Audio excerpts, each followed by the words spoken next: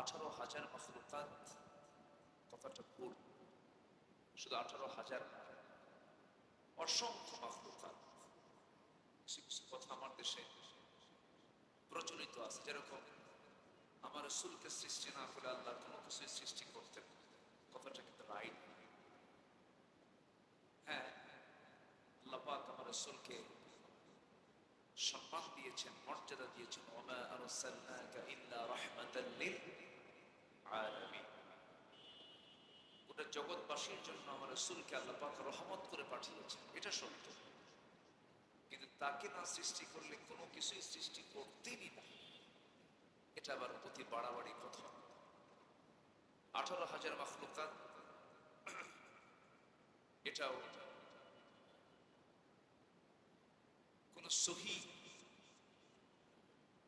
সূত্র নয়, কারণ অসংখ্য মাখলুকাত পৃথিবীতে আছে, অসংখ্য, জলে স্থল।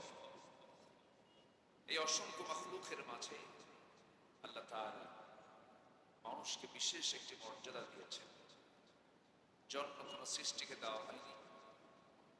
সেই মানব সম্প্রদায়ের অন্তর্ভুক্ত আল্লাহ পাক আমাকে আপনাকে করেছেন, আল্লাহ পাক আমাকে মানুষ বানিয়েছেন।